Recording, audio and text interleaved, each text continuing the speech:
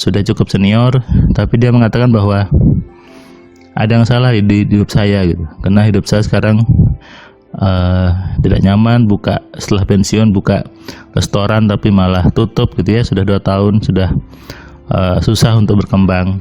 Nah, apa masalahnya? Apakah lokasi? Apakah bisnisnya? Apakah modalnya? Bukan, masalahnya ada di pikiran Bapak itu. Dan ketika tadi belajar, beliau pun sadar ternyata banyak mindset yang salah di kepala saya yang membuat saya takut sama uang. Bukan hanya Bapak ini, banyak orang, termasuk Anda mungkin tanpa disadari Anda memiliki pikiran yang takut sama uang. Tapi itu bukan suatu masalah. Kenapa? Karena isi pikiran manusia masih bisa dirubah, masih bisa dimodifikasi. Dan itulah bukti bahwa Tuhan itu maha baik. Tadi saya memberikan kelas AMC ke seorang nakes tenaga kesehatan dari Kutai Kertanegara. Dia belajar AMC sudah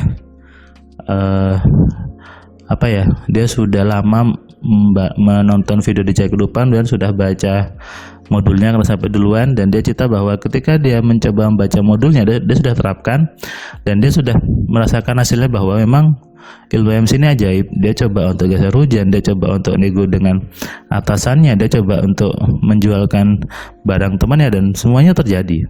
Nah, ini dia pun punya kesadaran bahwa kalau gitu saya harus merubah mindset saya, Mas, dari yang dapat hanya dari gaji PNS saja, saya rubah menjadi dari manapun juga. Nah, ini juga yang harus Anda juga kerjakan gitu ya. Kalau Anda ingin menambah pundi-pundi penghasilan Anda, kalau Anda ingin meningkatkan kapasitas rezeki Anda, tanggal tua, tanggal muda sama saja.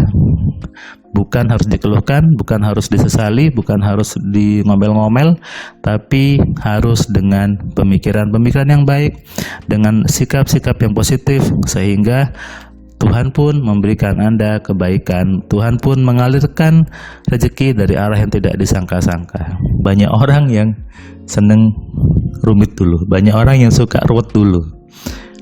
Saya sih pengennya Anda yang dengar di Cahaya Kehidupan sudah buang-buang jauh itu kata-kata rumit, kata-kata ruwet, kata-kata jelimet gitu ya. Karena saya memang mencoba menghadirkan sebuah paradigma, sebuah pemahaman yang sederhana, yang simple dan mudah. Karena seharusnya itulah menggunakan manusia. Tuhan itu maha mudah, Tuhan itu maha memudahkan. Mustahil menggunakan manusia, menggunakan pikiran kita ini caranya rumit, mustahil. Kenapa? Tuhan sudah membuat dengan segitu sistematikanya, dengan segitu kompleksnya diri kita, pikiran kita, sehingga bisa digunakan dengan mudah. Tujuan Tuhan membuatkan pikiran supaya hidup kita mudah.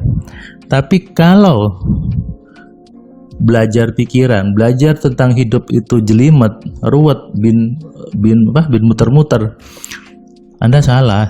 Anda salah gitu ya. Jadi ayo dong sadar dan berhentilah belajar sesuatu yang rumit, yang jelimet, yang banyak-banyak istilah, percuma juga.